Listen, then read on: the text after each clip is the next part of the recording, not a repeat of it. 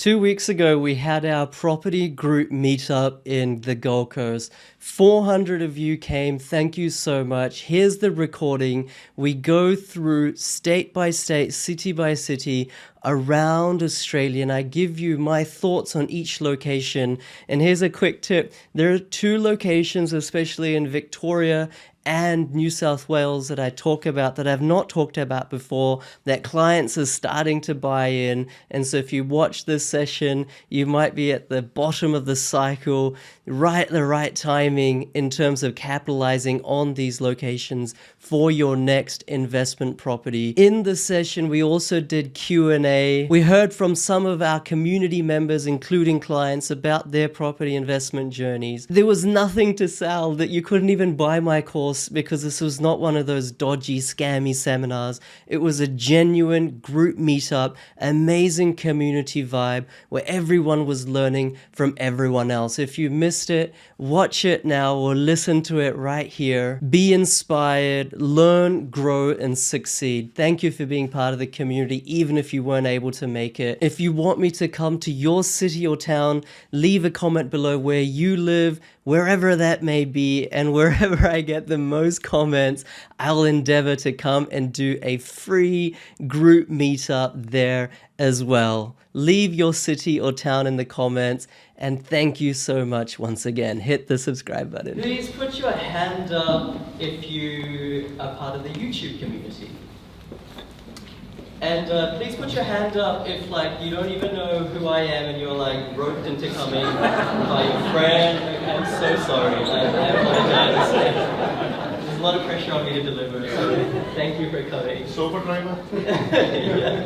No, but genuinely, I'm super, super grateful for each and every one of you. You know, it is so easy as a content creator or educator to see on a Facebook group members as just being a number or subscribers as just being a statistic. But each and every one of you are really what make this community, and each and every one of you is really what has shifted and really has made a big portion of my life really valuable. As you can probably ascertain by now, property is my passion, and if I can give it out and if I can help as many people as possible, actually you're doing me a favor. And I just want to start by saying this is not a seminar. Who's been to one of those, how do I say this, it's being recorded scammy or House and Land, kind of, at the back of the room they'll sell you something for a discount. Who's been to one of those seminars before? This is not that, alright? There's nothing I'm selling you here, and there's no agenda. It's not like a bait and switch later. So you can just relax, put your guard down, and just have fun. Alright, we're all with friends here. There's nothing to be sold to you, but today I want to just try to literally hold nothing back and give you as much value as possible. Literally, we'll go through Q&A, we'll go around the grounds in Australia and go through, where to buy, where not to buy, unless you don't want me to do that, that's completely fine as well. And basically everything. We'll have 3 guest speakers, 2 clients who, I gotta do this, right? Some clients who have been successful, they're gonna share their story, they're super nice people. And also one property manager who's come all the way from Perth to explain to us how we can buy interstate. Doesn't have to be Perth, but just wherever we want to buy. But I just want to start off with an icebreaker, because this is definitely not about me. And none of this is about me. All of this is about you. So that I want to start with the icebreaker so you can actually meet someone new. And I know that may be a little bit terrifying for some of you, but it's not as terrifying as holding this mic up here right now. Okay, so just chill. So what I want you to do, this is the assignment, this is the task. I want you to turn around or look at the person next to you. You might need to start with a smile, all right? They're not anonymous, they're real people. You might need to start with a smile. And I want you to be a little bit vulnerable, because we make friends when we're a little bit vulnerable. So I want you to say, what is your why? You're here presumably because you like property, you want to invest in property, you think that's going to do something for you. What is your why, and what is the biggest challenge or obstacle between you right now and what your why is? Does that make sense? Please say yes if it makes sense. Yes. All right. So what is your why, and what is the biggest challenge or obstacle between you and your why, or achieving your why. And here's the thing, your partner, the person that you choose, has to try solve that problem for you. Okay, to the best of their ability. They may be completely new, alright, and in which case they can say go buy a house and land package. Alright, or they may be super experienced and they can actually give really good advice. It doesn't matter. Yet that partner will try to resolve that challenge or obstacle for you, and then you'll swap. Alright, and then that partner will articulate their why, and then you will try to help them. And at the end of this exercise, I'm going to point to random people and then ask you to share, okay? So you actually have to do it. You can't just talk about the football, or you can't just talk about the beach, because I don't know, there's a disclaimer somewhere, you will be chosen, all right? So you have to actually do this exercise. But one thing before we start, please don't speak to someone who you already know. Okay, Tracy? You can't go left and talk to Michael. You have to turn right, or behind you, or in front of you. That may mean an uncomfortable shift of your chair, or it may mean something a little bit you're not used to. But please don't talk to someone you know, you came in with, or you already feel you have a connection with. Go to someone that is a complete stranger, and this is an exercise of making a friend. Does anyone not want to do this? Please put your hand up and you can go outside. There's only one person. Alright, we're all good to go. Give me a yes? Yes. Right, go for it. 5 to 10 minutes, guys. Go for it.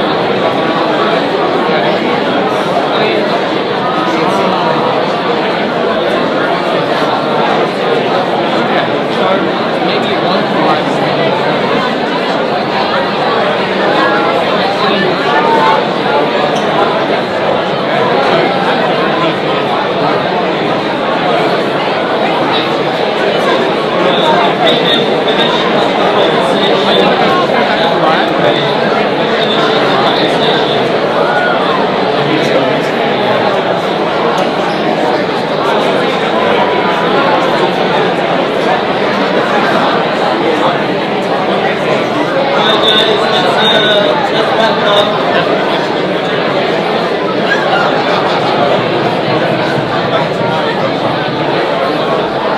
Alright, guys.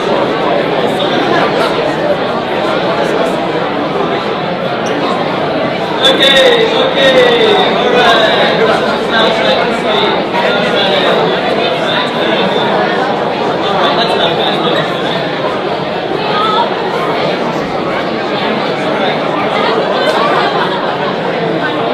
Alright, hey, that's enough.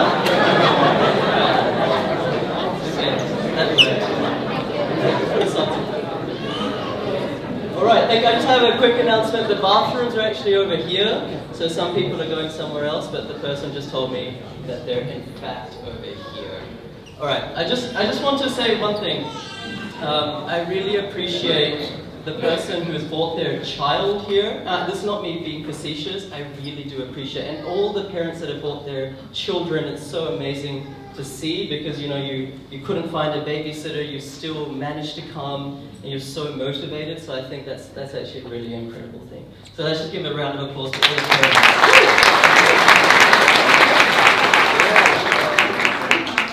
Including little Mickey.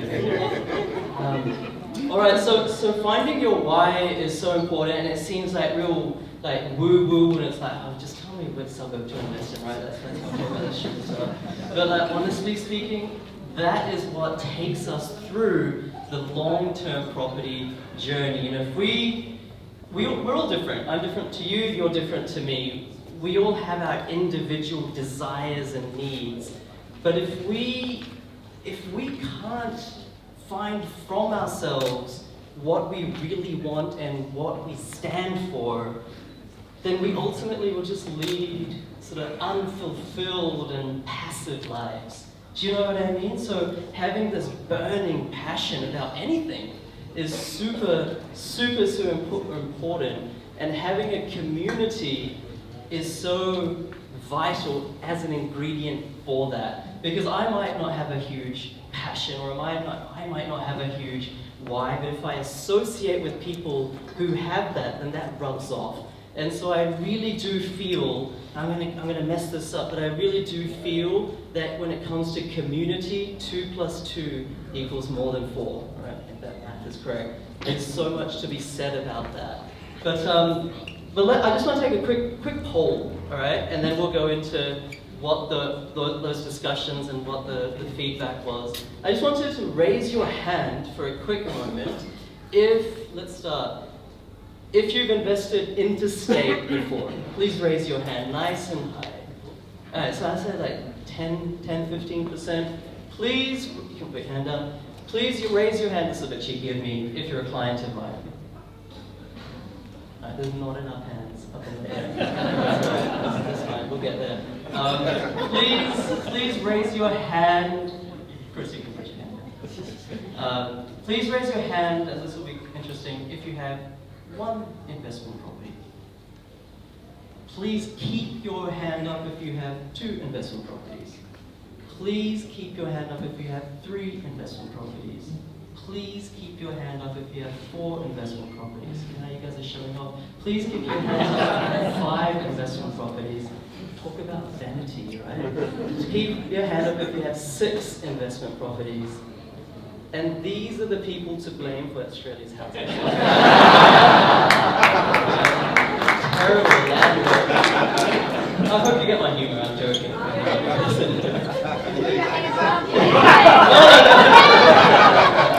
Not me. Okay, so does anyone want to volunteer what their why was, what their challenge was, and what their partner's solution to that challenge was? Please put your hand up if you'd like to volunteer, and I'm just going to ask you to speak. It's a pretty simple thing. Anyone want to volunteer before I start picking people? Work with me, people. Alright, here we go. I'm going to give you the mic. So what was your why? What is your challenge? And what the solution to that challenge was from your partner?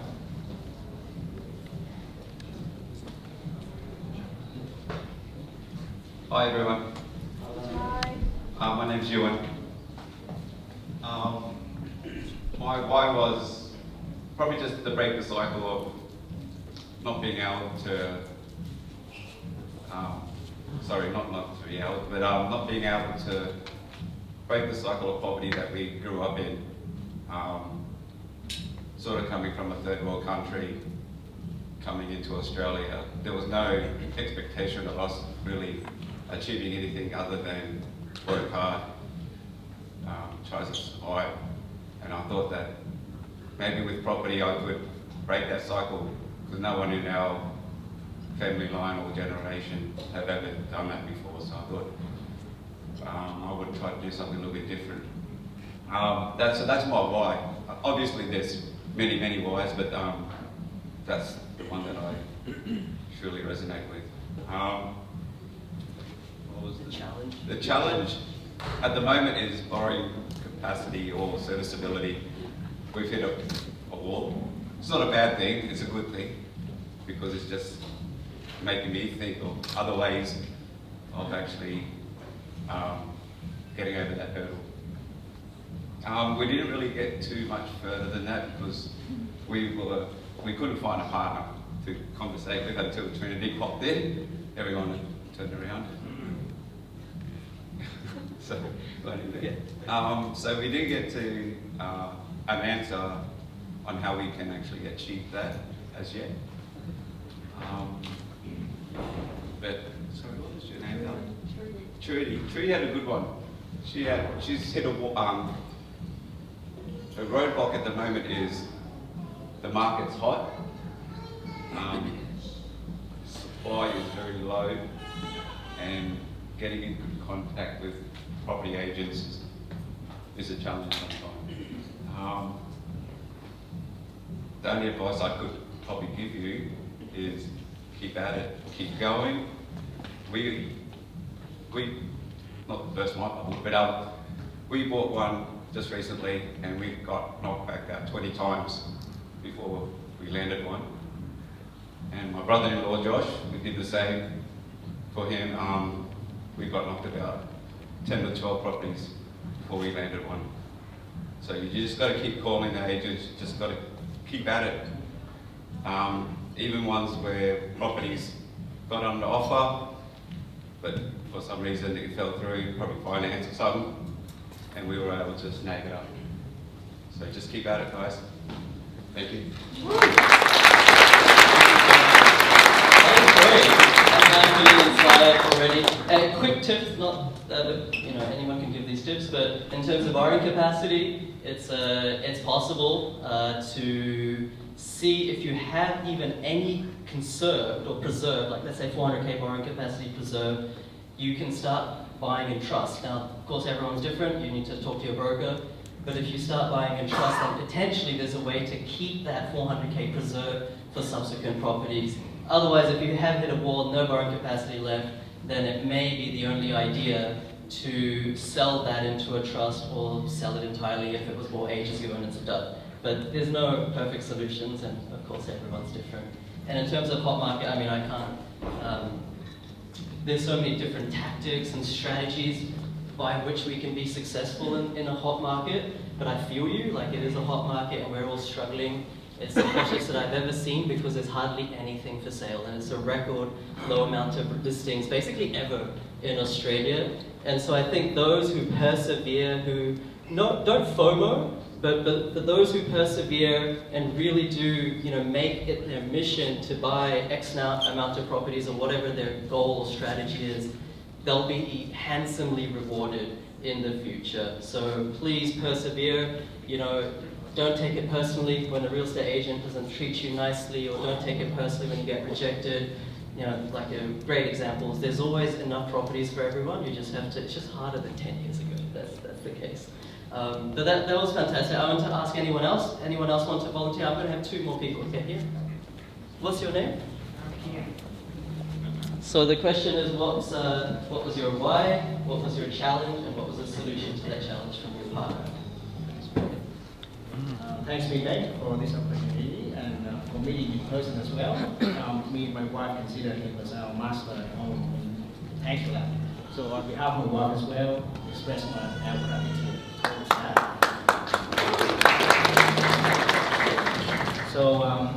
for your information, we are on holiday in SeaWorld Resort. And yesterday I checked Facebook and saw the post. We're from Melbourne actually, and then we saw the post on Gold Coast. Hell yeah, I'm gonna be there. So yeah, for the why, I guess most of the people here want to have passive income via properties. But I guess the challenge is how.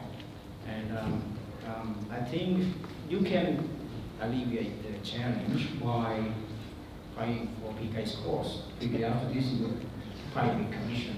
I didn't pay for so No, I'm joking. But we bought house and land packages 2 times in the last 7 years, but we feel stuck with that. So luckily we decided to sell that, and then I found PK on YouTube, and I enrolled in his course 5 months ago. And during those 5 months, I bought 2 investment properties, interstate, in hot market, Townsville. And one thing I could share is, I beat him on record. He failed 20 times on market offers. I failed, I think, over 30 times. 40? No, 50. He's a caution. But that's what I mean. I guess you don't give up. I literally failed a lot in a month. But then the deal that came was actually off market, the magic word. Probably because I threw my information through 40, 50 agents, and one of them actually came back with one off-market deal. The second deal, I kept failing again in the hot market, so I steered to a cooler suburb in South Australia, and then, yeah, the offer got accepted. And this one, thanks to your knowledge as well, I tried to hunt for a bargain deal. And the second deal was actually the bank valuation came back it's still not approved, finance approved yet, but the bank valuation has come back higher than my contract price, which is very rare. So now I'm able to borrow more than 80% without NMI, based on higher valuation.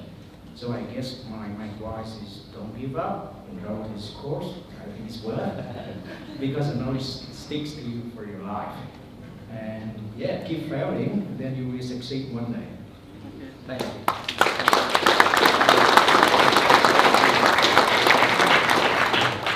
Alright, thank you very much. That didn't end up going as I expected. It ended up being a sales promo of my course, which is not intended, but I am deeply and very grateful for your words. And I just want to reiterate as well, today's not about the course, not selling you anything, but I'm very grateful. Thank you very much. Alright, can you just, I want to get into it now. Can you just shout out to me, you guys have made a lot of effort to get here, right? You're taking time out of your families, your dinner or whatever. What do you want from tonight? Can you just shout? Put your hand up and I'll point to you and shout. Yeah, go for it. Yeah, go for it. What do you want from tonight? Not a question, but what do you expect from tonight so I can deliver that value in like a sentence or less? Well, frankly, you already deliver more value. And for your videos and all that. I think personally, for me, I'm at a cost where I've maybe maxed out my borrowing capacity, and I want to continue. So I want to continue through this investment journey, but I feel quite stuck at the moment because I feel like the ability to borrow more, to get more properties is quite limited now in my hand. Sure. I'll try to cover that for sure. Thanks for sharing. Anyone else want to just quickly shout out, maybe in like 5 words or less, what they want from tonight? Yes, in the blue shirt. I'm sorry? Asset strategy? Exit strategy? Okay, thank you. In the blue shirt? More just information on how you look at the property market. Okay. In general, and how you look at it. There was 2 blue shirts, so thank you. Yes, other blue shirt? Yes. What areas do you like as to where to look? Yeah, perfect. I'll go there right now. Yes? 5 suburbs. 5 suburbs? Oh, 5 okay. suburbs. Stop recording this. Yes. Trust structures. Trust structures? I just did a video on that actually. Yeah. Okay, cool. I don't have anything else to add. Yes? Solution. So it's, yes, in the cat? Okay, all right. What's your regression? Last one here. Positive which year? Positive cash flow properties. All right, I think that's enough. What's your regression model that you use here?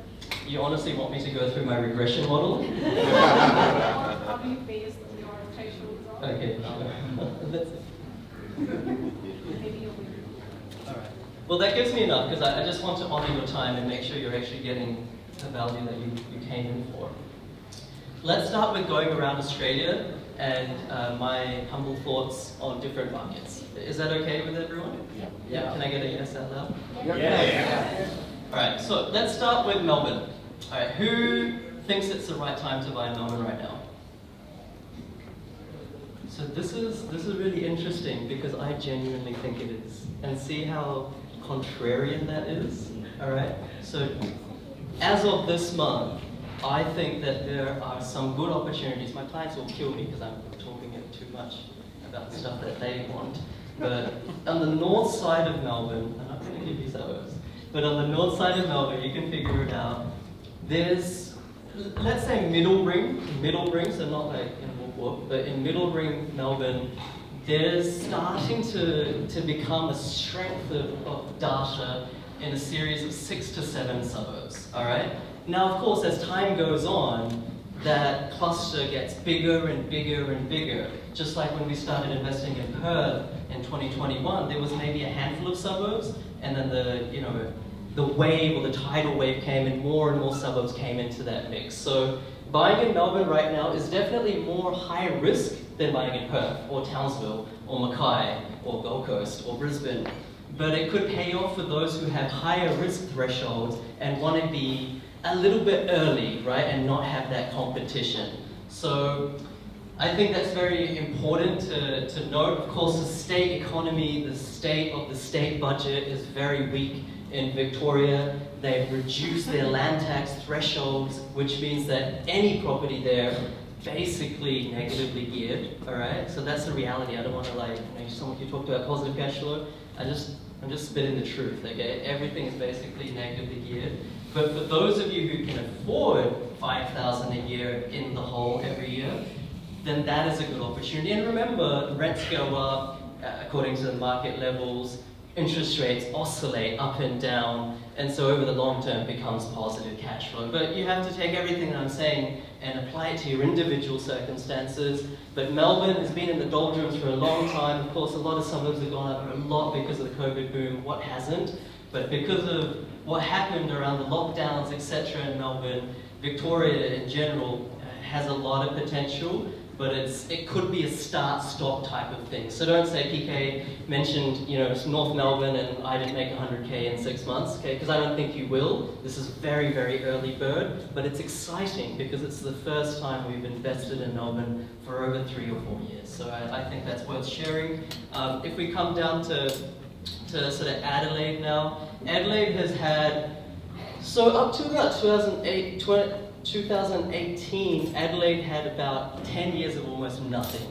And contrary to popular belief, past growth does not mirror future growth. In fact, if you look at 10 versus 10-year historical performance of property markets, what has underperformed in the past tends to overperform in the next 10 years. And so you take a place like Bunbury, for example, in Perth. Is anyone, put your hand up if you're thinking about Bunbury or that's on your radar in terms of investing in real estate? Very hardly anyone. That's very interesting. It's like impossible to buy there. It's so hot, right? Everyone's looking at that anyway. That has been basically the worst performing location almost nationally in the last 10, 15 years. But that's completely shifted now. And it has so much catching up to do. There's a concept called reversion to the mean, and that is what Bunbury is experiencing, and that is definitely what Adelaide experienced since 2019. It's had a huge run. I don't think it will continue to go up as much going forward.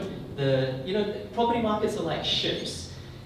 Once they get going, like the Titanic, it's very hard to avoid the iceberg, right? You can't just put a brake on it.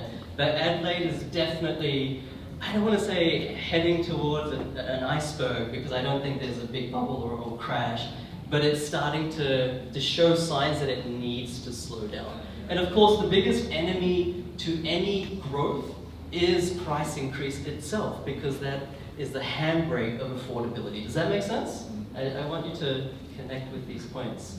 So that's my thoughts on Adelaide. Look, I think there's another maybe 6 to 12 to 18 months of really solid growth there, but it's probably going to peter out, and you may be buying right now at sort of the 10 p.m., 10:30 p.m. in the property block. If we, contrary to that, a place like Port Lincoln or a place like Mount Gambier in regional South Australia still offers some great opportunity. It had grown a lot, it sort of had a little bit of correction, and now the buying window is pretty prime. Okay, but of course, and I think I should say this, you probably already know, there's suburbs within suburbs. Just because I'm talking about Melbourne, or just when I'm talking about Adelaide, just when I'm talking about Mount Gambier, what I'm saying is not applicable to every single suburb in those locations. And that's really the bread and butter of property investing. You know, everyone thinks, is it the right time to buy? Like, put your hand up if you've ever thought, is this the right time to buy property nationally? Put your hand up if that's gone through. I know you guys think it, because those are the videos on YouTube that go like the most viral, so I know that it's a very topical and poignant discussion and thought bubble. But really the answer is, it's always a good time to buy. And of course people like me will say that, right? So come on, they're trying to sell something like, come on, be fair. But honestly it is. But it depends on where. There's never been a time, including the GFC, where there wasn't at least some suburbs growing in value. All right? So markets within markets, and I think you should take everything that I'm saying with or through that lens. Now if we go to Perth, okay, who is interested in buying a property in Perth? Right, quite a lot of people, So Perth, you know, the often discussion is, has Perth gone up so much? Have I missed the boat? Is it sort of a bubble now? Is it all predominated by East Coast greedy investors, and those are the people propping up prices? Hey, you probably get this question all the time. The answer is statistically, no. Statistically, what's driving the Perth property market is a whole host of interstate migration and international migration, mostly from the UK, from India, from New Zealand, other places as well. And that is really meaning owner-occupiers are fighting tooth and nail for every single property. Yes, there's lots of investors there now as well, but those aren't the ones, generally speaking, making that price growth happen. Of course, there's always exceptions in different suburbs. But Perth, I don't think it's at the top. If you look at the number of houses for sale, it's like 25% of what it was 2 or 3 years ago. And if you look at the demand, you know, someone asked me to talk about data. One of the most important data factors that, you know, if you want to write it down or take it home today, is simply a statistic called days on market. You don't have to pay for this, you can get it from different websites for free. Days on market is effectively how quickly is a property selling from the time it's listed to when contracts are exchanged. Days on market, very logical name. And if you see days on market in Perth, it's continuously trending down, and right now it's about 8 days. All right, that means that the average property, including all the rubbish suburbs, it takes just 8 days to sell a property. Now, I'm not here to spruik Perth. I have nothing, I don't gain anything if you buy in Perth or don't gain, or not buy in Perth, right? But these are just the statistics. So I'm still very bullish on Perth. I think a lot of the low-hanging fruit has already been picked. It's basically impossible to buy anything freestanding under 500 or 550, maybe even 600K. But for those of you who really do want to buy in Perth, I think if you buy in a suburb that hasn't grown more than 40–50%, you'll still do incredibly well. Now, of course, I'm just very superficially going through these sort of round Australia, and we'll take some Q&A at the end as well. If we go up to Darwin, you know, Darwin's economy is largely predominated by a transient workforce, by LNG projects. When they expand and production increases, that's when a lot of people from Melbourne, Sydney, Brisbane internationally, they move to Darwin. That creates a swell of demand, and property prices can go up 50%, like literally in a year or two. But that's not happening in Darwin right now because there is no fundamental strength in this resources sector, or it's not increasing is what I'm trying to say. And so what that means is that, yes, Darwin is cheap. A lot of people ask me, well, Darwin is like, everything else has boomed during this post-COVID time. Darwin's the only one that hasn't boomed. Surely, you just talked about it, reversion to the mean. It has to catch up with these other capital cities. Yes, it will catch up. It will go back to the historical price disparity between the Gold Coast Darwin, Brisbane Darwin, Melbourne Darwin, Sydney Darwin.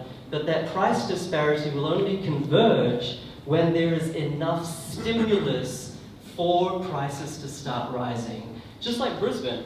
I mean, after the Sydney-Melbourne boom in 2014 to 17 or 16, Brisbane was so cheap. And a lot of people, maybe not us because we're in the Gold Coast, a lot of people from Sydney and Melbourne, they rushed into buying in Brisbane only to see their houses flat for the next 4 or 5 years. It was only post-COVID that Brisbane boomed. And so that's a really good case and example of just because it's cheap and affordable, that doesn't mean it will boom. So Darwin, you have to be very careful in that respect. Some people mentioned about buying in Townsville and Mackay and other places. In terms of regional Queensland, there's a lot of potential in Townsville, a lot of potential in places like Mackay, like Bundaberg. Bundaberg's grown a lot now, hardly anything's not gone up more than 60 or 70%. Townsville, has a bad stigma. Back in 2015-16, it's almost like you expected to be like mugged if you went up to Townsville. The unemployment rate was like huge. I think 9% crime rate was huge. The economy was in the doldrums. It had this kind of mining town sort of stigma as well, which it was trying to shed. But really in the last 5 years, the council there has created a new city plan. The unemployment rate is under 3%, which is better than the national average. And I just want to give you some context here, right? Regional towns are never better than the national average, right? But this is, and that's why Townsville is so strong, so strong. This is a kind of a very immature thing for me to say, but if there's one town where you could put a blindfold on and make money, it's Townsville. Don't do that, like that's bad advice, but I'm just trying to highlight just how strong it is, okay? And similar things can be said for Rockhampton, for Bundaberg, for places like Toowoomba. Gladstone's economy is not quite as diverse as some of these other areas that I've mentioned, but just because the economy has improved, but it's not as diverse in its employment drivers. Because of the improvement, it is going up in value as well. So you guys probably hear me on YouTube and other places talking about regional Queensland. So these are the areas that my clients have been very active, and I'm sure a lot of you that aren't my clients have been very active. Those of you who are just kicking goals basically. So good on you. Brisbane's very interesting. It feels like, I don't know if it's just me, but it feels like it grew by 50% in 2021. Like it just shot up. Like I mentioned, it was so affordable, it had a lot of catching up to do, and it feels like it did that basically in 1 year. And then in 2022, as interest rates started rising, it was Melbourne, Brisbane, and Sydney, the ones that retraced some of their gains. Not all of their gains, some of their gains. And this is the other thing, as a tangent, I hope I'm not boring you, but I like to go on these tangents. There is no such thing as a property crash. Right, everyone wants to know when, oh my God, should I buy now? Is there a property crash coming? What if I time it really terribly? Markets are going to go down 20, 30, 50%. Like that, in Australia, that doesn't happen. Now, never say never. Like, I don't want to get sucked into that foolhardy type of immature thinking. But what I'm trying to say is that markets boom, they correct. There's always a correction. It's not like markets go up in a linear or exponential fashion perpetually. That doesn't happen either. And after they correct, there's a period of plateau, all right? And then they start going up again. So Brisbane's in this kind of, there is an announcement right now that says, this car with the registration plate 083HH7, 083HH7 needs to be moved. It's blocking the entry gate, and if it wasn't bad enough, it's a Tesla. Please. Thank you. That's all. I like my combustion engine as well. Anyway, that's not relevant. So that's kind of where Brisbane is. It's definitely going up. It experienced that correction after a huge boom period in 2021, and for the next 1 or 2 years, 2 or 3 years, it's likely to do incredibly well. I don't buy into that Olympic Games story, by the way, and I'm very contrarian in that respect. People, property spruikers, people like me like to take any type of news bite and make it into a headline and say that's why you should buy there. But the reality is that the Olympic Games isn't bringing any material new infrastructure to Brisbane, and generally speaking, the Olympic Games has no correlation to capital growth. For example, Sydney in 2000, brilliant Olympic Games, it's probably my favorite Olympic Games ever, but leading up to the Olympic Games, Melbourne outperformed Sydney in terms of house prices. So go figure. Don't buy in Brisbane just because of the Olympic Games. Look to the underlying fundamentals, so by suburb data. And then I think we've done all of Australia, Sydney and Gold Coast notwithstanding. So Gold Coast. Who thinks Gold Coast is going to go up for the next 12 months? Put your hand up. All right, put your hand up if you think Gold Coast is like really expensive now and super unaffordable and it's going to start tanking soon. All right, yeah, please back yourself if you do think that. Yeah, good. Hey. All right. Okay, that was not expected. So the Gold Coast is very, very interesting. People attributed a lot of regional towns booming during COVID, post-COVID, to this whole work from home environment and concept. And of course, employers are bringing their employees back into the office. That's a real thing that's going on. But employees as well, we're a little bit like, no, we don't really want to go back. So it's kind of like in the middle ground right now. But Gold Coast is different to other regional locations because you guys know this more than I do. There's still fundamentally thousands of people from Melbourne and Sydney moving right here. Yeah, this is a reality. You're probably seeing your friends or colleagues or acquaintances coming over. You probably have made new friends from down south. That is not slowed down. And so if there's one thing I want to say about the Gold Coast is that if you look at long-term demographic trends, the single place in Australia which is likely to have the highest relative population growth, not absolute, relative population growth. And remember, housing markets work on relativity. You can throw a stone into the ocean and then it's insignificant, but if you throw a stone into a bathtub, it actually makes a difference. So it's relativity that's important. By having all of this new population come into Gold Coast, the single largest relative population growth outlook till 2040, that is enough premise for me to say that the Gold Coast will be the best performing housing market over the next, 2024 right now? So over the next 16 years. So if you have your own property, please don't sell it. It's a good place. Gold Coast real estate is like gold. You've got the ocean, you've got the mountains, you can't build out anywhere down south, down to Tweed, Byron, it gets more and more expensive. Up north, Palmer, Coomera, Ormeau, all these places are all basically fully built out now. So we're really landlocked, ocean-locked, great place to be. And then lastly, to finish off with Sydney. So Sydney is one that I'm just going to be honest. And I think I try to live by this principle that growth happens when you're the most humble person in the room. All right, and of course, when you think you're the most humble person in the room, yes, contrarily, it means that you're not humble at all, right? I understand the irony of it. But I just want to be honest and say, I don't know what Sydney's going to do.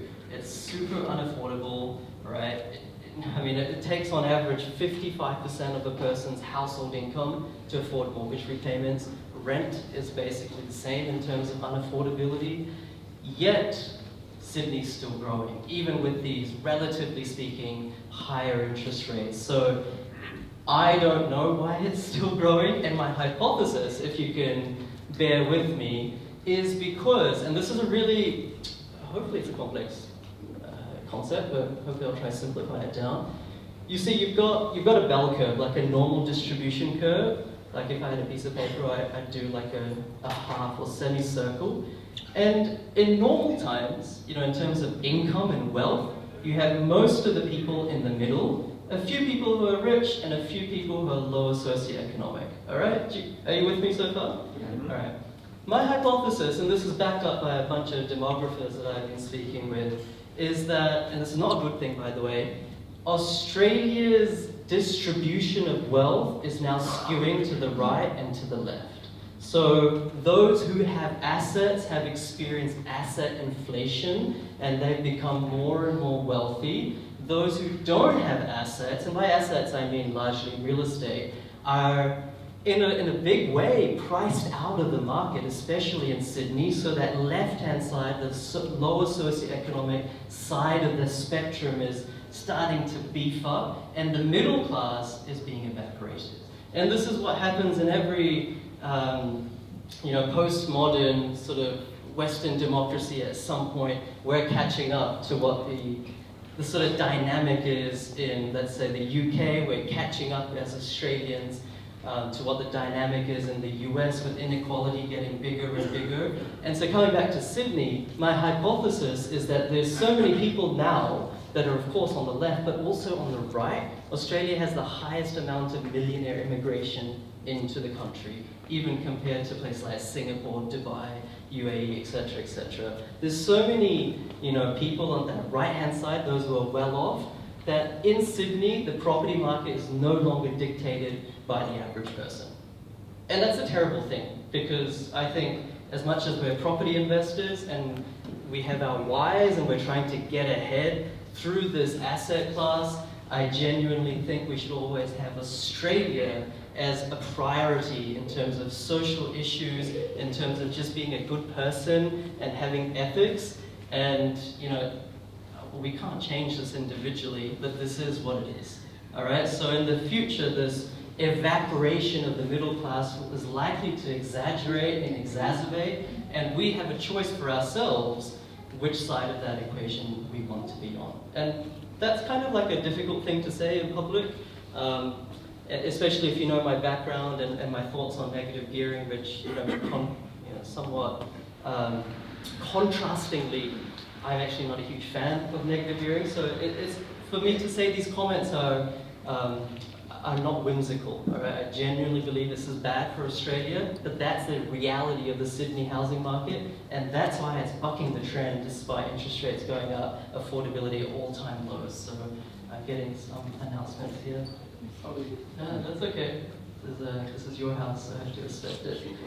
Would the following cars please be moved? There's another white Tesla, 559 GL4, that's the registration, white Tesla 559 GL4, and that is blocking the ambulance gate. And there's another Tesla, 083HH7. Tesla owners, eh?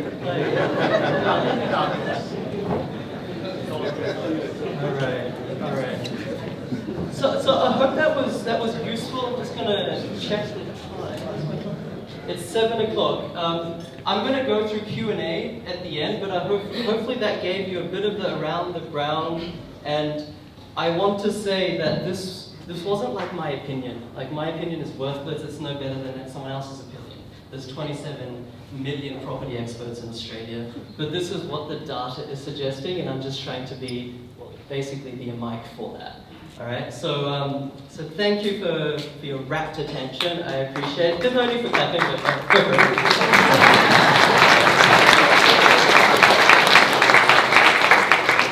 All right, so what we're going to do now is, do you guys want to talk to each other again? Should we do another breakout session, or should we carry on? Breakout session? Carry on? Don't want to commit? That was nice of you.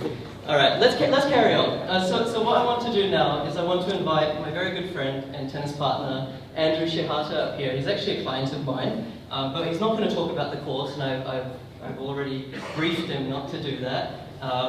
But the reason I'm inviting him on is because we played tennis today and I kicked his ass. And so, no, of course.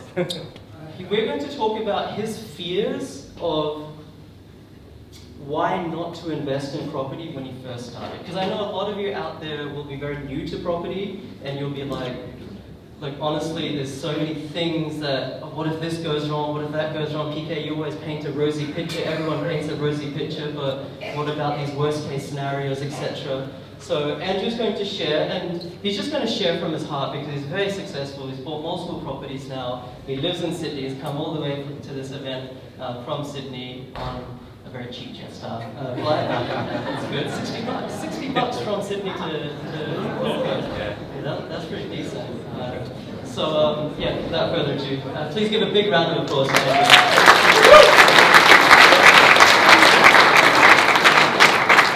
Wow, what an intro. Thanks, PK. So my name is Andrew.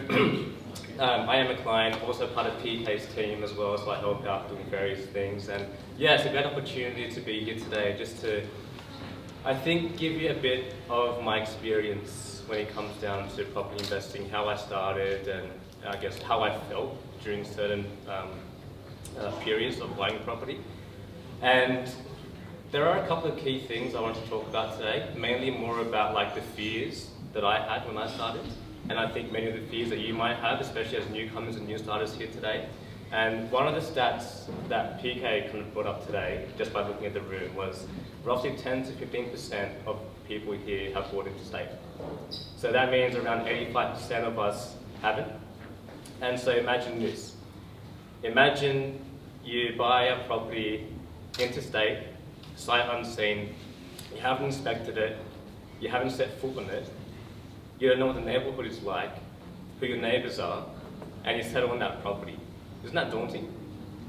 It's kind of scary. So that was my sort of thoughts when I started, like, let alone being able to buy next to you locally in the suburb, and then buying, interstate. It's kind of scary. So I think what I want to do is talk a bit about that. Like, my experiences started, I would say, back in 2020, around the COVID era, era was 4 years ago, but like, so I'm from Sydney, I'm based in the northwest, Castle Hill. I remember being stuck in my room in Castle Hill, not being able to drive more than 5Ks, like a 5K radius from my home.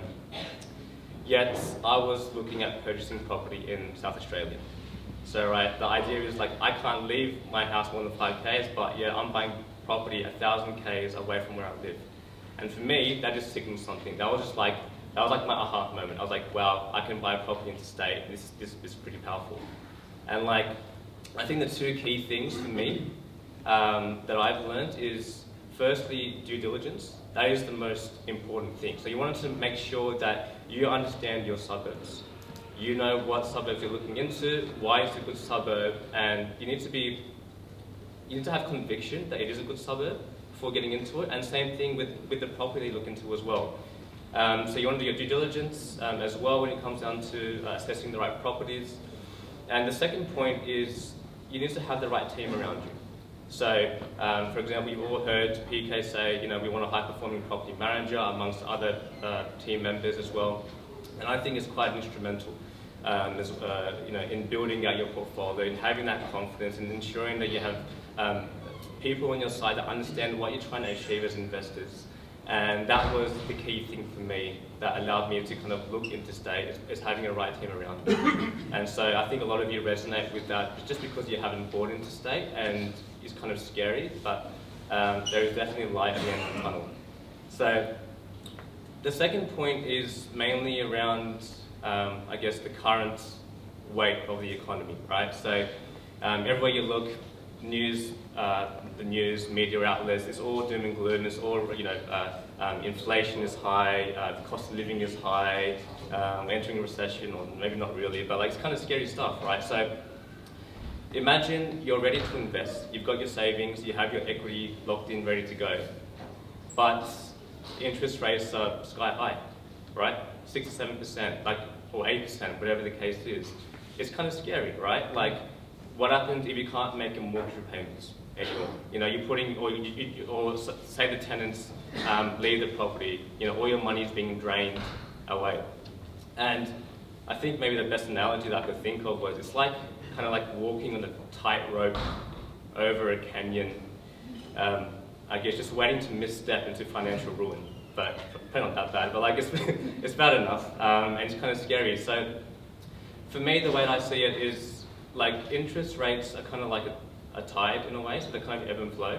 And Pika did mention this a bit earlier on, and like I'm paying 6 to 7% interest rates across my portfolio, but like I'm okay. And the reason why is because, as PK did mention, I think earlier on, like rents will rise. If you're in the right market, in the right suburb, you're in the right pocket, they're going to go up maybe $3,000, $4,000, $5,000, $6,000 in a given year or so.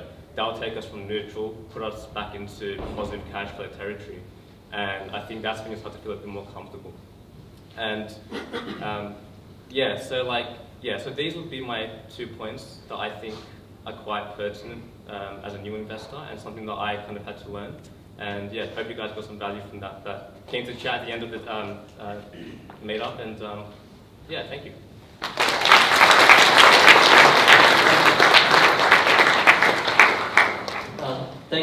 Thank you so much, Andrew. And yeah, like I suppose like if you're a new investor and you're on the Gold Coast, for you maybe property investing is like, what's that street on Surfers where they have those shops and they have those like little model skyscrapers and they try to sell you off the planet. Do you know what I'm talking about? Those off the planet apartments? Maybe property investing is that for you and you're like, oh, I should just buy an apartment in Surfers or like Broadbeach or something. But that's really like not high performance property investing, and there's other ways to do it. And generally speaking, statistically, it's very unlikely that the best place to invest of all the 15,000 suburbs in Australia is the suburb where you live or that suburb that you heard other people buy in your city or town. So this is a really good example that you shared around buying interstate and how to overcome that fear. And the next speaker that I want to humbly invite up is Hayley Seal. And she's actually a property manager from all the way in Bunbury, but she covers all of the sort of Perth region. And she's come with a partner all the way from Perth, which is pretty cool. And she's going to take us through, I mean, at a high level, just over 5 minutes or so, how you can actually, sitting here in the Gold Coast, buy a high-performance property. It doesn't have to be Perth, right? Just anywhere, interstate, remotely, wherever, but with full confidence that, yeah, even though I have not seen it, even though I've not smelt it, even though I have not like had a coffee at the local cafe or bought bread from the local bakery, that I know this suburb and I know this property and it's in the right suburb and it's the right property, right street, all set of due diligence done, all right, for free. All right, so this is what property managers do generally, but Hayley is one of the best of the best. So please give her a big round of applause.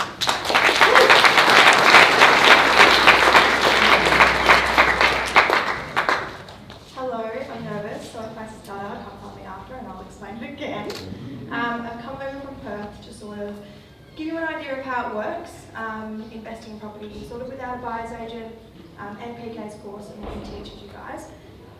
When it comes to property management, we look for everything, so we can tell you if it's a good suburb, where the housing commission is, and what the potential rent is, even before going and seeing it.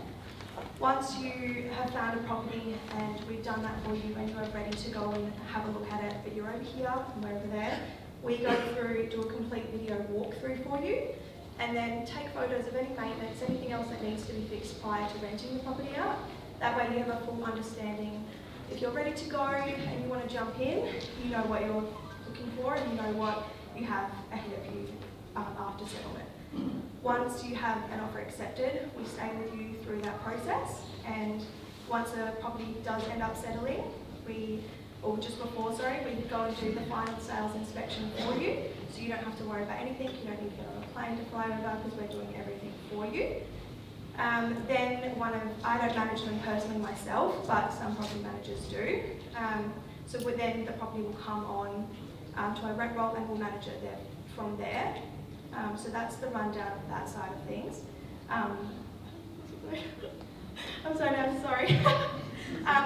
When it comes to looking for properties and looking for what's for sale in areas, we can also send lists We have lists ready to go of what's for sale every day. My assistant will get our list ready to go for potential clients and send that off. That's a new thing we've started.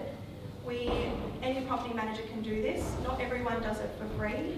We do it free of charge because it's what I'm passionate about, what I like doing. So I would never charge for it. Some agencies do. The best thing to do would call, where you're looking, an area that you want to look in, call the best property managers just from Google, have a chat to multiple, find one that you connect with. Not everyone's going to connect with me, so they're going to go to the next one, and that's absolutely fine. Once you've found your property manager that you know that you can trust and you put that effort into making that relationship, it's going to make things better for you guys in the long run, and they're going to put more effort into you and your search as well. Yeah, that's it. Thank you. If you have any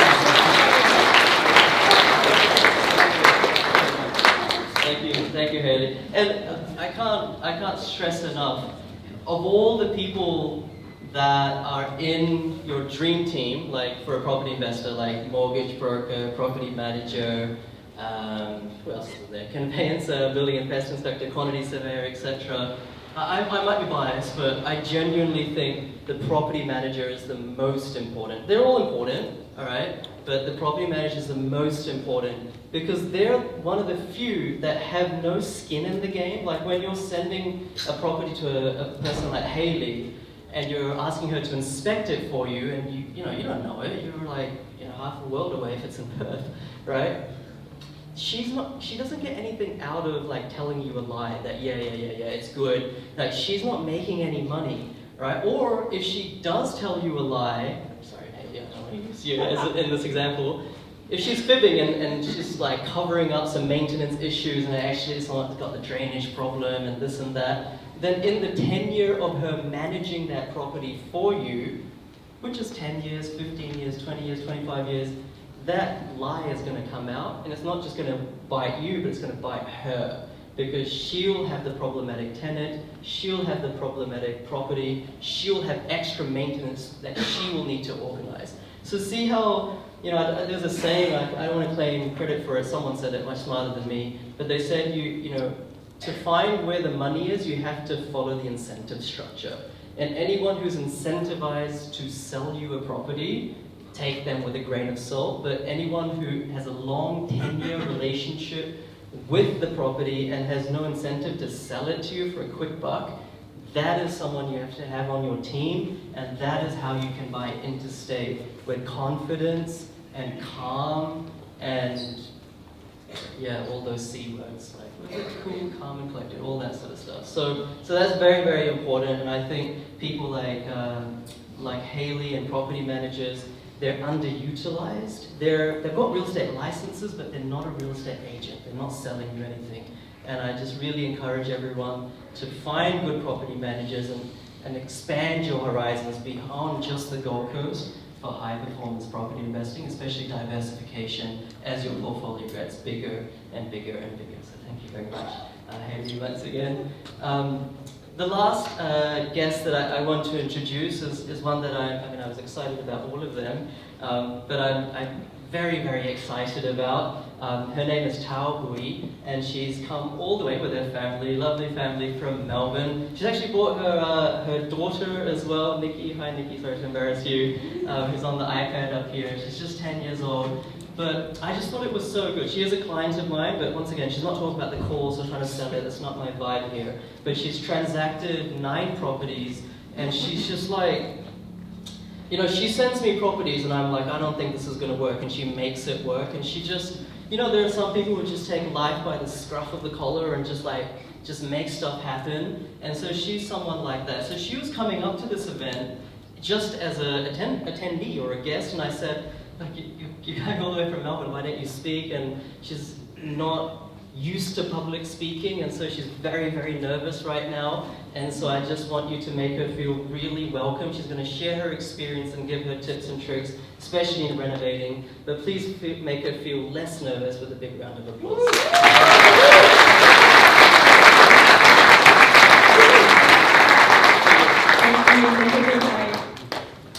So I'm really nervous, and I never imagined myself speaking in front of so many people here. So allow me if I need to look at my notes, because I forget whatever I'm going to say next.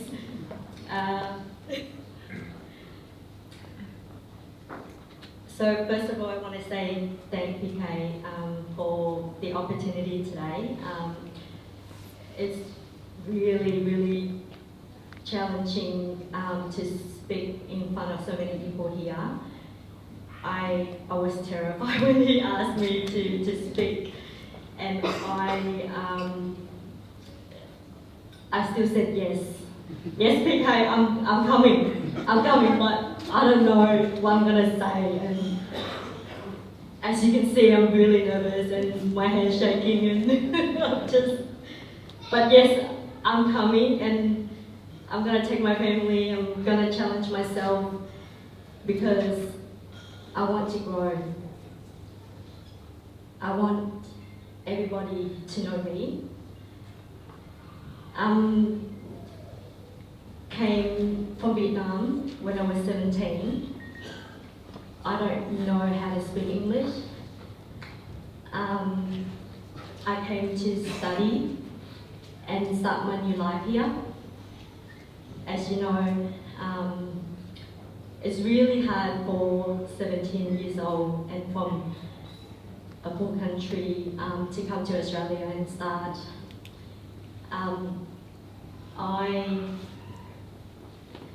So after finishing school, I worked in an office job for about 10 years. And after that, I found it really boring. I needed some change, so I decided to run my own business. So I got a tax lot of news agents. I'm not sure if anyone here run a news agent before. It was harder than I thought. It's long hours, very stressful, running a small business. And I thought this is not for me because the long hours meant I couldn't spend much time with my family. This is not for me. I needed to change again, so another career change.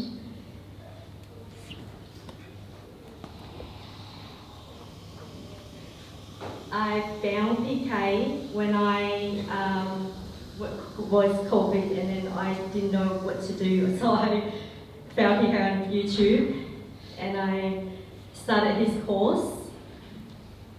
Since then, I got 3 properties and I never stopped. I'm like, how can I keep learning? How can I keep buying properties? I don't have enough deposit, I don't have enough income. This is a challenge that everyone's going to have. How can I borrow? How can I get money to keep buying properties?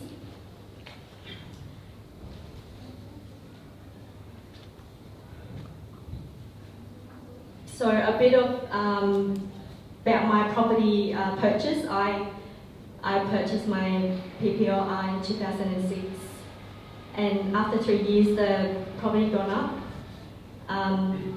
So I thought, yeah, this is great. So I started buying my first investment property in 2009, and I sold it after 8 years. And I bought my second investment property in 2012, and I sold it after 6 years. I make a lot of money from these 2 investments, so I thought I knew everything about property investing. I could repeat it. Yeah, just need to buy another one, and then after 3-4 years, I can buy another one again. However, I make a mistake. As you always hear PK saying, I bought a house and land package in Western Melbourne. Soon after that, I realised I made a mistake. It was negative gear. like it didn't grow much. So I thought, how can I do this? I need to learn, I need to find a way to keep buying. I can't buy Melbourne, the price too high. So after 5PK, I really like PK about his data-driven approach and focus on numbers, not emotions. Concept like supply and demand makes sense to me, so since then I never stop. Every day I strive to improve my skill, and after maxing out my borrowing capacity on my forward investment, I want to buy more. I love property investing, and I found my passions here. It resonates with my dreams of flexibility, family time, and financial security. So I learned how to renovate, because I thought PK teaches you can renovate to add some value and get some better rent. So I thought I could do this. I sort of look up online, YouTube again, and I found BRRRR strategy. I'm not sure if you know what BRRRR stands for. Is buy, renovate, rent, refinance, and repeat. So that's something I love to do. Normal buy and hold is, I think it's taking too long.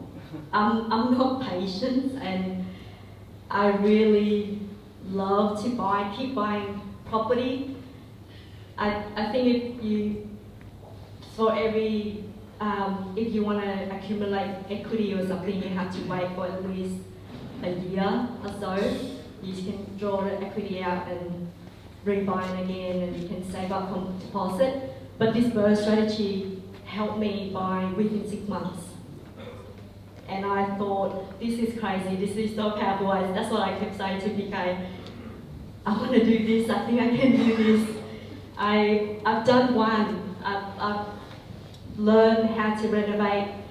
I did a proper renovation course, and I actually combined PK strategy and that renovation strategy to apply to BRRRR.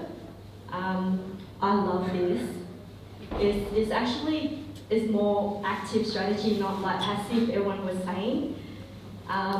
It's hard work, there's a lot of headache. And like PK was saying, I don't know how you're going to make this work. I don't think you can make it work. I said, yes I can. So since then I learned how to flip, buy and hold, to flipping properties is something for me very interesting. It is hard, especially when you try to do interstate. Renovating interstate is hard, but flipping interstate is freaking hard. I'll tell you. Everybody come and ask me, how can you do it? I said, I don't know how, I just did it. Even now, I'm on my second property as a flipping strategy. I still don't know how I'm going to do it. I'm just going to do it. Like, my key takeaway for you, this is what I'm not lying to myself, is number one, educate yourself. Find someone who has achieved what you want to achieve and learn from them. You don't want to do something that you have no idea and you make a loss. Especially on the flipping strategy, like flipping houses.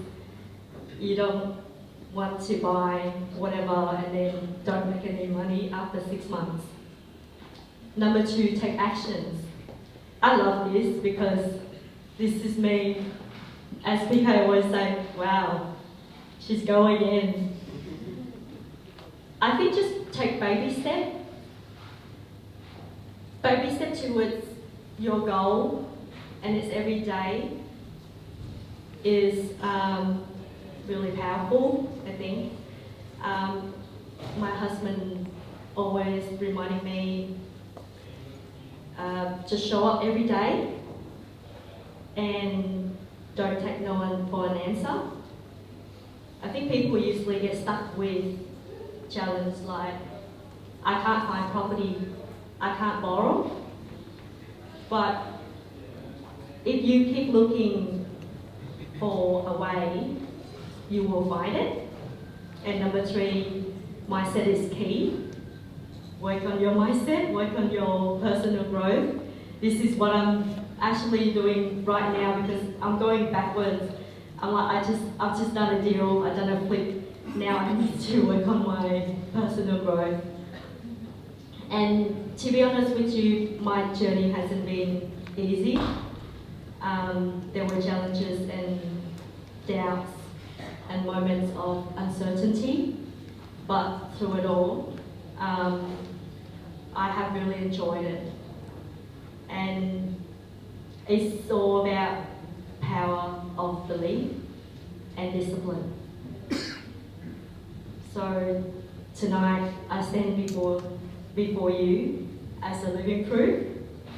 If I can do it, anyone can. With property, possibility are endless. It's all about unlocking your potential and creating a life of abundance. Thanks for listening to me.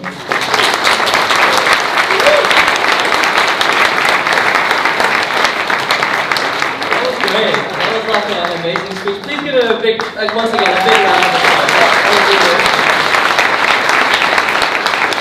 More than the property journey, I'm just like really impressed with like your personal growth, and you just came up here and spoke, and you made your daughter really proud. You're a great role model. So that's what it's all about. And for me, like humbly speaking, it's always great when a student sort of goes beyond what the teacher teaches. So, and generally, I've not flipped a property in my life, and she's gone and done things that I don't think were possible. And actually be like, really, that's actually a greatest happiness for me when students actually not skip over. I mean, she's very like humble and very respectful, but they overachieve from what the teacher is teaching. And like genuinely, that's what I want for everyone. So thank you so much once again, Tao.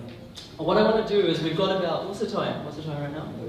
30 minutes left. All right. So what we're going to do is, just because I'm a little bit tired, what we're going to do is 5 minutes breakout. All right. So we'll do a 5-minute breakout session, and then for the balance of the 30 minutes, 25 minutes, I guess, I'll do Q&A. Are you guys cool with that? Yeah.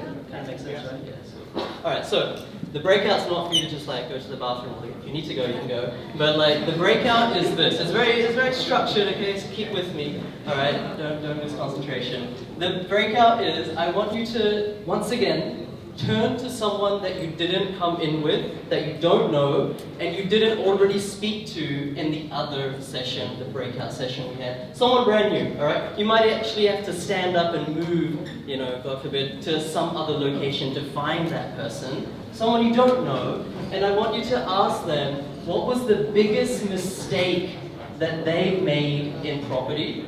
All right, and then that person will ask you, what is the biggest mistake you've made in property? All right, because I think we can all learn from the great stories of achievement and success, but I think we can learn even more sometimes from other people's failures. Better they fail and we learn than we fail and we learn. All right, so we'll give just 5 minutes. Please do a really quick conversation, and we'll take some volunteers. Thank you, guys.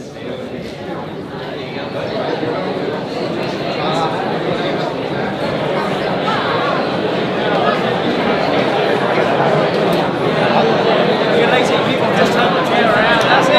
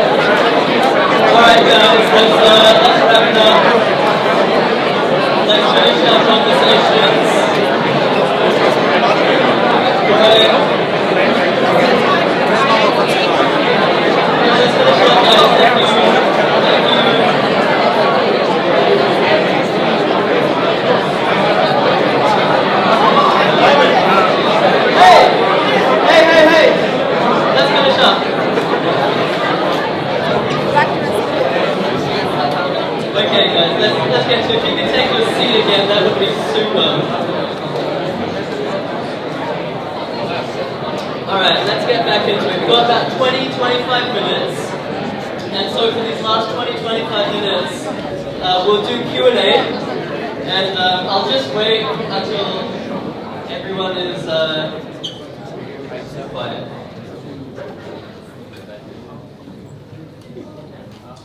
Alright guys, let's do Q&A now. Hopefully that was useful. Hopefully you learned some mistakes of other people so you can avoid making them and vice versa. I think, like I said at the start, this session is not about me, it's about you. So hopefully you connected. Please don't be shy after the event as well. You can stay, you can get a coffee or whatever and mingle. It's not like one of those awkward like networking events that no one really likes to go to, at least not introverts like me. Everyone is hopefully very friendly here. Please make friends. I always say this at events. You know, one time I went to an event in I want to say, yeah, it was in Brisbane in 2016 or 17, and I met a guy there who presented, but I met him afterwards, and this isn't like a leading story, so I'm not going to make you any money, but I met him afterwards, and one thing led to another, and I invested in a deal, and it made me $1 million.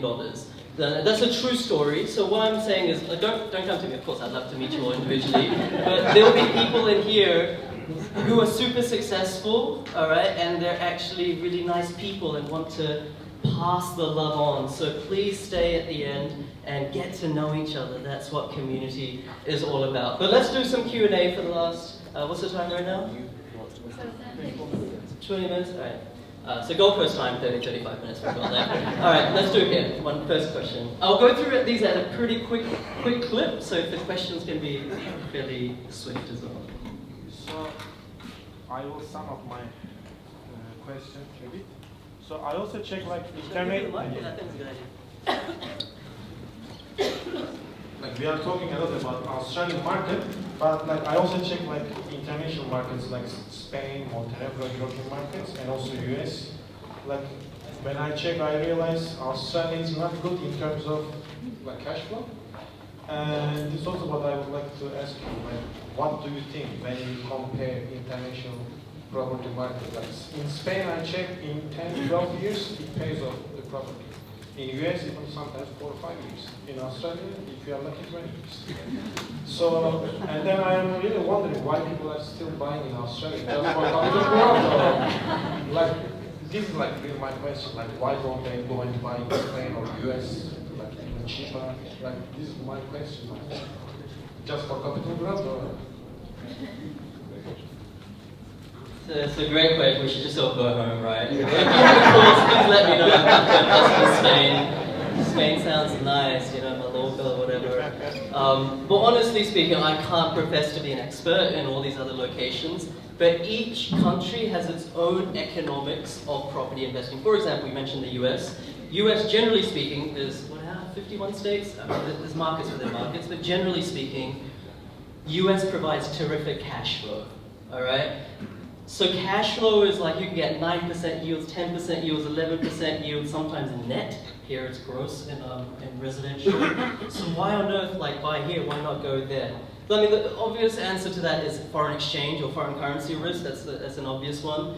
But the fact remains that in Australia, and of course I'm biased, I love Australia, very grateful to be here, but the statistic is that we've never really had huge beta or huge oscillations in our growth profile. I can't talk about Spain, I don't know it, but the US, cash flow is terrific. If you time it right, yes, you could have a 10-year brilliant run, make a lot of passive income, but then the US has big crashes as well. And there's reasons behind that. For example, the liquidity ratios that our banks are required to keep from APRA, the Australian Prudential Regulatory Authority, are much more robust. So our banking system has much more bedrock on which to lend and, you know, for banks to lend and receive deposits. And so let's say when the GFC happened, of course, when the US gets a cold, we all sneeze, right? But we didn't even experience a minute iota of weakness or pain that they did over there. None of our banks went under, for example. And so for me, Australian property investing is like lazy, intelligent investing. I mean, there are people like Tao who aren't lazy and very active and make the most of it, but I'm a very lazy person. I like to think I'm lazy, intelligent. We just buy the right assets. They pay for themselves if you buy correctly, and of course it might not be instantaneous, but within a few years. And then over the long term, of course, there's no such thing as a guarantee, that's only death and taxes. But over the long term, it tends to go up in Australia. We're a big island, but everyone wants to move here because we have a very stable political environment, although being locals we may not agree, but relative to other countries we do. We're a very safe nation. We're very lucky in the sense that we have great rocks underneath our ground, and that way we're always prosperous. Let's see how long that lasts. But I'm trying to sound intelligent, but I think that the crux of it is that the capital growth is fairly consistent here, whereas in other countries like the US, it's up and down. And so you need to be much more vigilant, active, and deploy different strategies. Different strokes for different folks. You can make money in any asset class. I don't know a thing about Bitcoin, but people have made a bunch of money.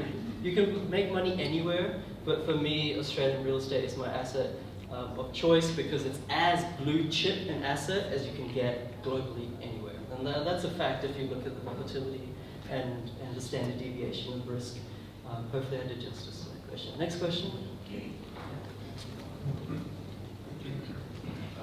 You've spoken about units lately on your Facebook pages, but units. So where do you see them now? I mean, if you just go to Australia. I'm not going to go number 3. No, Units are, for those who, let me put it this way.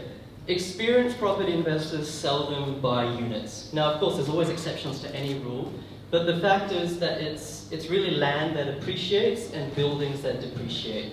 And so sometimes new property investors are really tempted to buy like that new house with the stone bench top and all the accessories, but it's really overcapitalized. The builder has put too much onto the build, and you're paying 70–80% of the purchase price for the building as opposed to the land. When we're buying property, we want the land to asset ratio to be at least 60%. What that means is we want to be making sure we're paying predominantly for that piece of dirt, because that dirt is what is scarce. It's the only thing that goes up. When it comes to units, that land to asset ratio is significantly sacrificed. Now, it's very important to be all-rounded and not just toe the party line. Right now, units are rising. And the reason they're rising is generally detached houses go up first, because everyone, if you ask anyone here, they want a detached house first. If they're out of the market or priced out, then they want a townhouse, then they want an apartment. Like, that's just human nature, at least for the Australian demographic as it stands today. So generally, when detached houses go up, then townhouses catch up, and then units tend to then perform. So we've had a huge boom, COVID boom, everything went up basically. Now units are kicking into gear. We had a glut or oversupply of units in terms of supply. Demand, supply is what dictates price growth. Brisbane, Gold Coast, Melbourne, even Sydney had too many units. They've all been soaked up now. There's not even enough units in Australia, therefore prices are rising. But you will make money in units in the short term, but if you look at the data for the last 30 years, there's been a decoupling or divergence in the capital growth for units. It's kind of like, okay, you're looking at from here, so units are like this, and houses are like this. All right, so both are growing, but that divergence in growth, the rate of growth, is structural insofar as it's not cyclical. So right now, cyclically, units are going to rise, but structurally, the price difference between detached houses is getting bigger and bigger. And that's why, over the long term, I would still prefer, detached houses.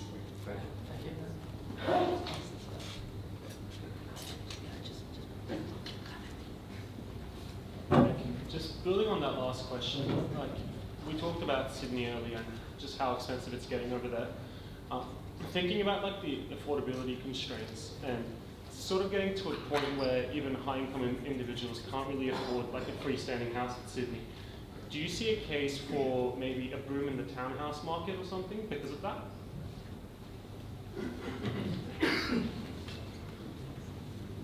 It's a great question. So the question was, even wealthy individuals and wealthy persons in Sydney are now somewhat priced out of detached houses. What about townhouses? Are they going to perform? So I actually did a video just last week on that on YouTube, so go for that. But the essence of that was select townhouses, those that aren't in huge complexes of 100 townhouses with no scarcity, those that don't have high body corps with like tennis courts and not elevators, and those are more skyscrapers, but tennis courts and gyms and communal recreational facilities. In other words, those with low body corp, scarce. Maybe there's just 4 of them in the townhouse pack, 8 of them, max maybe 10 or 12. Those tend to perform just as well as detached houses, especially in capital cities and especially in high-density capital cities. Not so much Brisbane, although there's some pockets, but mostly Melbourne and Sydney. And so they call them villas, like in Melbourne and Sydney, they call them villas. Inner ring, middle ring villas with still good land to asset ratio because the build is now 30 years old. Like they were built in the 80s, 70s, 90s in some respects. And so the build has depreciated, so you're predominantly paying for the land component, which a townhouse has, as opposed to a unit. Those can perform just as well as detached houses. So I'm not saying for anyone who's watching to go and buy in like Western Melbourne or like Werribee and buy a townhouse there, or like in Schofields or like Northwest Sydney. Don't buy a townhouse there. But in the more, you could say, blue chip, although I don't really know what that term means, blue chip, because it doesn't grow any more than any other chip. But blue chip suburbs or inner middle ring suburbs, those are where the townhouses perform the best because there's no more land to build them. So it's a great question and kind of a nuanced answer. I was going to go here though.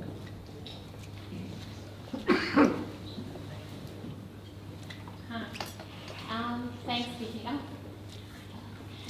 Thank you for your course. I think, like many people here, I found you when I got burned by a buyer's agent. So I'm glad someone said that. So I think that's your best, I guess, way of selling the course. So thank you for that. I want to say to everyone that, you know, a lot of people would say that things are impossible, and I think being in a community like this will show that it really isn't. I actually bought 2 houses in a year and a half when everyone told me, you know, like, I know what you're doing, like we're in a pandemic, this is the crisis with my family, there's absolutely no one supporting. So I think that's a really good, I guess, thing to share, that it is possible and it's not as hard as many people think, it's just a mindset thing. But in saying that, like the struggle for me has been finding a team, finding tips to find that team and build that team that you can rely on and, you know, like put your life towards. It's been really tricky. I think there's really good operators out there, but they're really hard to find and they're in really high demand. So if you have any tips on how to build your team and how to, you know, find them. So the question was how to build a really good team. Like I said before, in property investing, you need a property manager in the location you're buying, you need a mortgage broker, you need a conveyancer, you need a quantity surveyor, and you need a building and pest inspector. I think that's all of them, might be missing some. So how do you find these people? Of course, standard answers are go on Google, go on Facebook groups, get referrals from friends. You know, everyone's will be trying to sell you their services, to be honest. But I like to follow like the 3C principle, which I learned from someone. Competence, care, and character. All right, so you want to find someone who's competent. All right, they actually know what they're talking about, and generally it's those people. Like I think Tao, you said it before. Someone who is already at a level in investing that you want to be. So they're coming from a place of almost like authority, like experience. So they're competent, and you know in this day and age, it's so easy to test competence because there's so much content out there. And so you can really follow them for a while and see if it's smoke and mirrors, compare and contrast. I really feel with any property investing, even if you're considering my course, I feel you should follow multiple people, diverge your content consumption, and then when you actually realize who's who in the zoo, you become educated for free, then converge and find the person that you relate with or you vibe with. I feel that's a really good thing. So competence is very important. And then character. You can have someone who's like super, you know, awesome, expert, but like, you know, that their character, they may not have a good level of service, they may not return calls, they may not treat you politely, they may not, you know, have the same values as you. So I feel, even though this is a bit of a woo-woo, like fluffy, soft thing, character is very, very important. Because you're a property investor, not for 2 years. You know, this is not a quick, you know, get-rich-quick thing. Property takes time, all right? You can exit your workforce, your 9 to 5, but it ain't happening in 10 years. Let me tell you that right now. Unless you maybe like Tao and like, you know, just like Zoom or something like that. But for most people, like, let me just be honest, all those ads that say, you know, exit your 9 to 5 in 5 years, 7 years, 10 years, like it ain't happening. Like that's the harsh reality, and I feel someone needs to say it. So you need someone with character who's going to be on that boat, on that journey with you for the long term. Character can't be sustained if it's fake over the long term. And then the third C is care. Do they care about you? They may be a terrific person, they may be super competent, but do they actually care? Like, or are they so busy that they can't give you that attention? So the 3 C's are very important for me, and I think, you know, in terms of accountants, I'm onto my like, is that like 4th accountant that we're on to, or 5th accountant, or 3rd?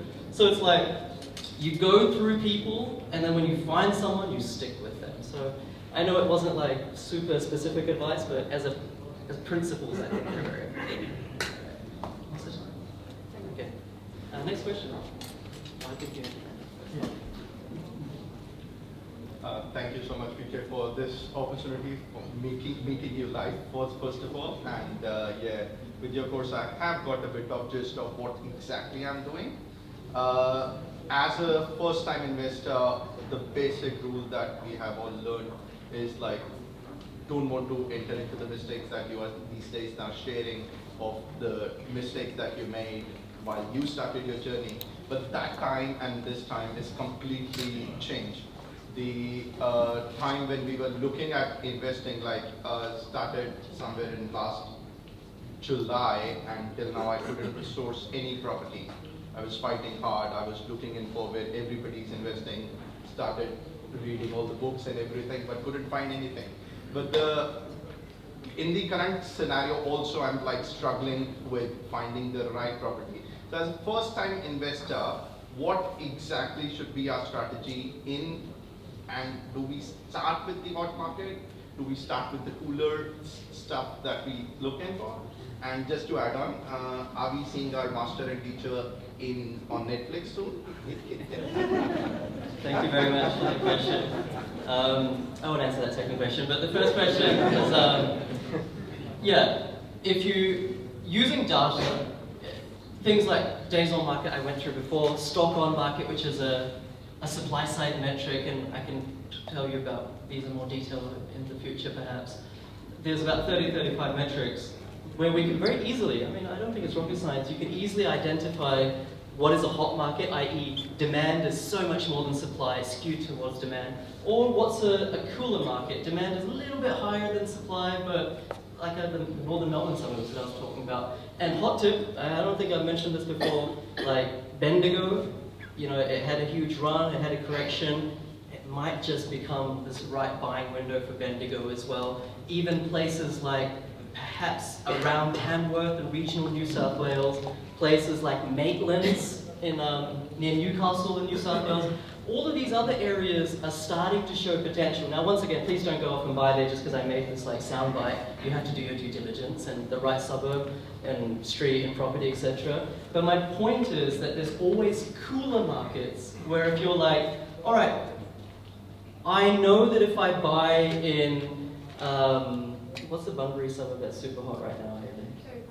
Huh? Carey Park?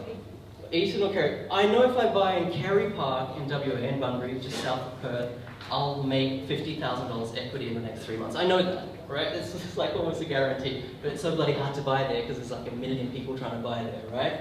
So you can make a conscious decision to pivot and say, I might consider Maitland's because the more months I'm sitting on the sidelines, there's higher and higher opportunity cost of not taking action. So even though I won't make 50K in 3 months in Barrisfield or somewhere around Maitland's, in the next 2 years it's going to become hot likely, and then I will get that acceleration. But in the short term, at least I'm in the market and making some gains. Something's better than nothing.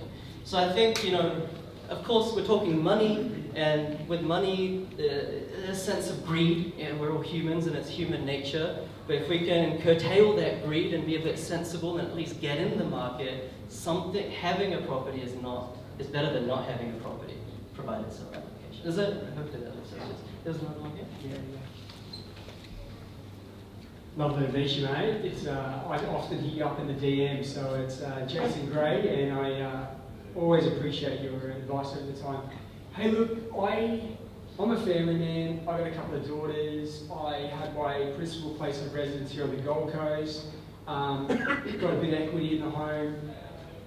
I am pretty new to this. I'm still trying to wrap my head around it all, but I'm just trying to figure out, I think our borrowing capacity is probably 400K to 500K, pretty entry-level amounts. Like we haven't got a lot of money to deal with, but I know this is the next move. I know I need to start making moves with my family to invest.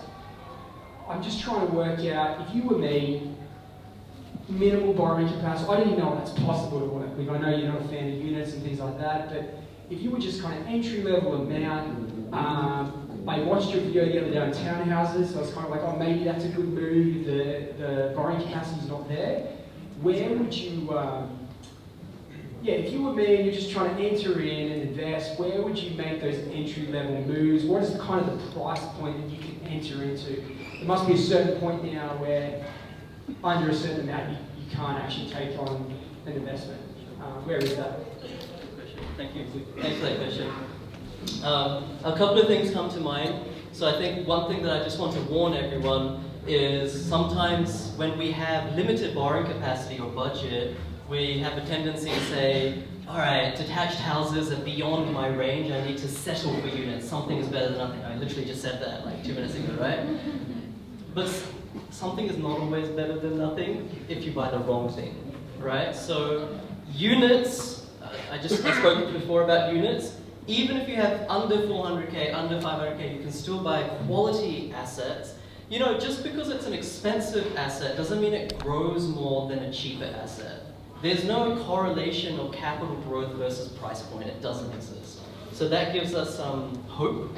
And so this is the whole point that Andrew was making before around becoming comfortable buying remotely interstate or in another location. So for example, under 400K, under 450K, there's regional Queensland. I just went through those areas before in the session. I mean, those are screaming out for folks like you, So they're still very viable. Very viable, very viable. Exactly, exactly. And so if I was in your shoes, that is exactly what I would be doing. And I think the other thing to say is borrowing capacity oscillates. Right now, borrowing capacity might be low, but in the future, your incomes might rise, rates may go down, APRA may change its regulations for banks.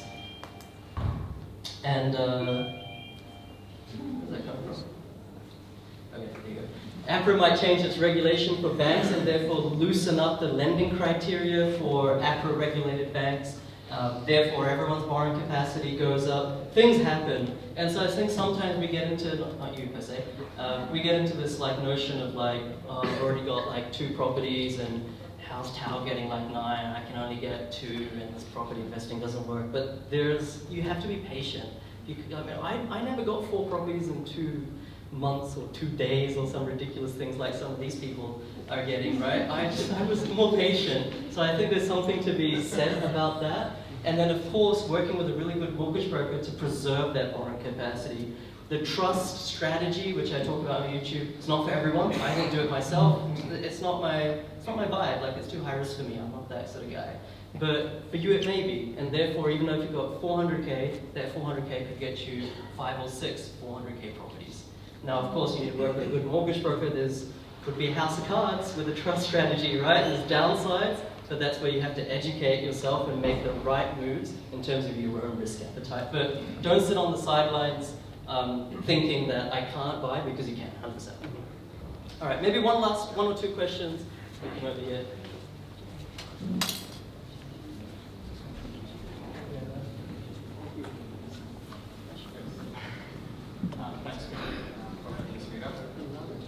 Can you hear me okay? Yeah. So my question was, after you've bought your first investment property, when do you know you need to reevaluate your property so you can borrow more out of it? Or how frequently you should be going for valuations so you can borrow against it? So the question was, once you've bought your property, how quickly can you refinance and take the equity or the capital growth that it's achieved and use that for a subsequent deposit? So the answer is that most banks will allow you to do that 3 months after you settle the property, or worst case scenario, 6 months after you settle the property. But like an example, like I was saying before about Bunbury, and of course I don't want to just cherry pick examples. This isn't normal for properties to go up $50,000 after 3 months. Like, I also want people to understand that that's not a normal thing. But let's say it does go up $50,000 in 3 months. Even the month after you settle, you can go to a different bank and refinance with them, right? So you can, if you're super aggressive, super hungry, very Tao-esque, and you want to be like super aggressive in your property strategy, then you can definitely do that. Of course, it comes with headaches and paperwork and stuff, and it's part of it all. All right. Last question, guys, and we'll wrap it up. But I don't want anyone to leave because I have something to say as well. So. Could you just pass that back to me?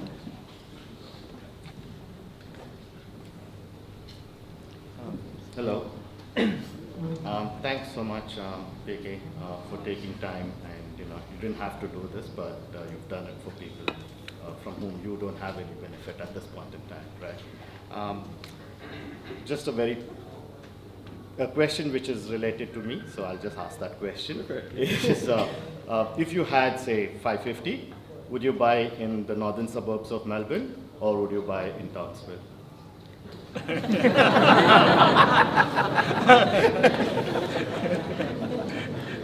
Why are you going to ask stuff like that for?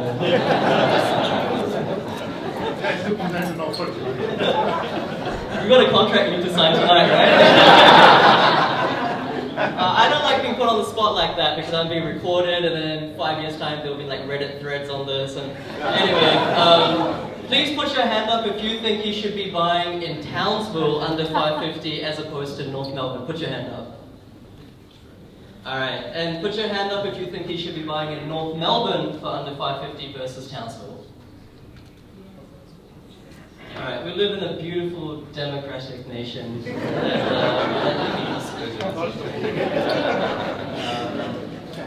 Yeah, but honestly, like, it's the same principle before. Townsville, you know you're going to make money short term, and there's only some suburbs left that are still in the buying window.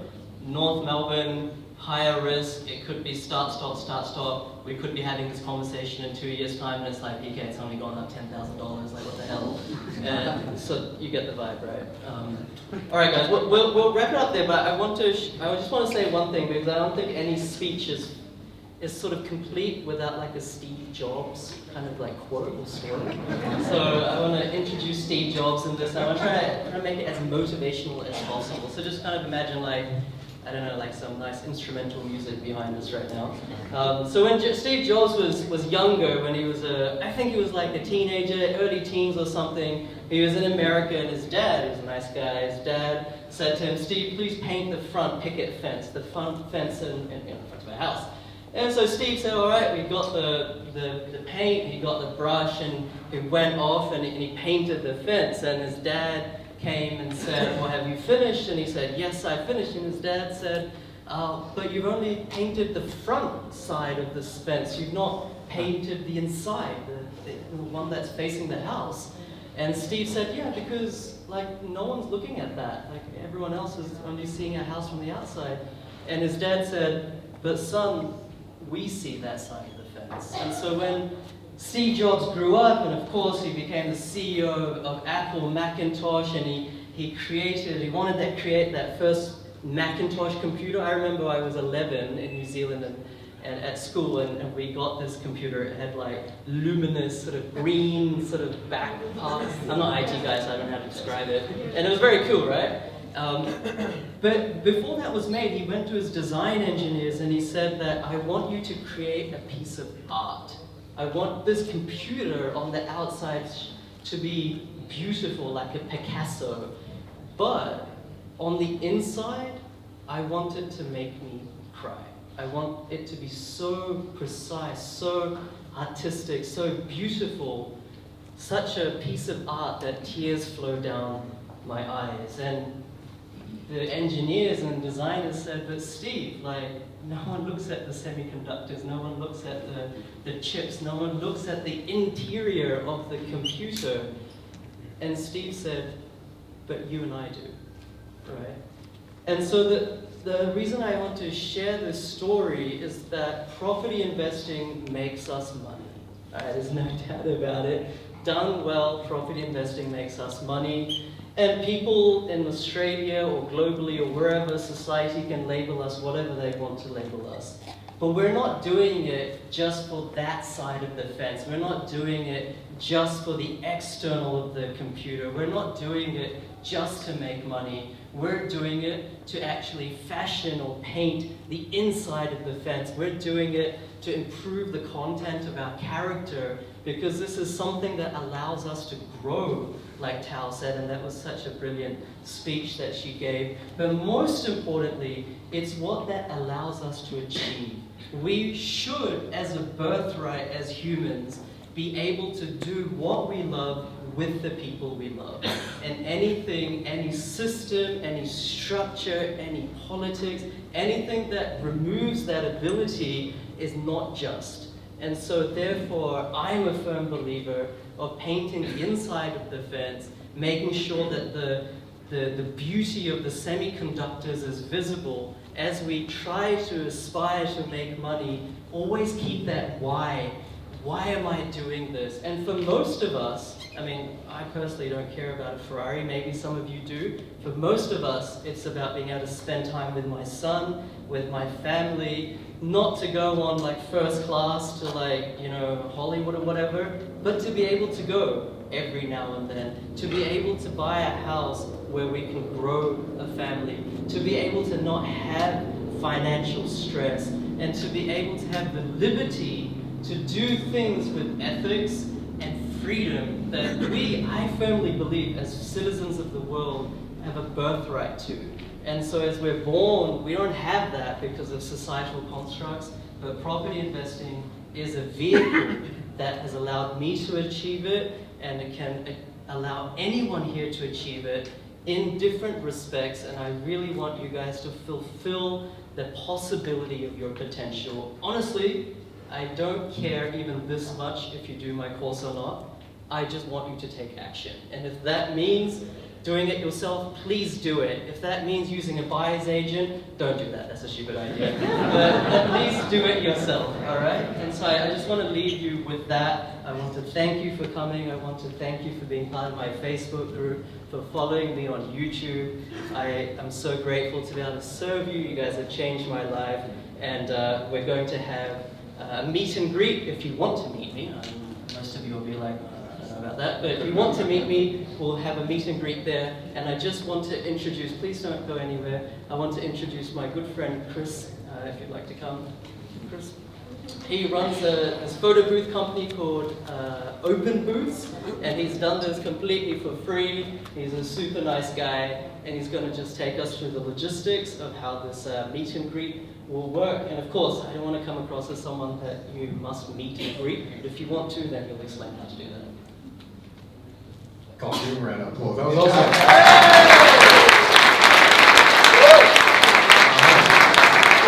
I want to speak for everyone, but on behalf of us, thank you for this event. Like, it's the information that's fantastic that comes from you, but it's like the opportunity to be around people that we can connect with on this. I don't know about you, but my fiancée April and I have found the journey somewhat lonely. So, I think being here is, very comforting to know that there are other people out there. So thank you. Give them a round of applause.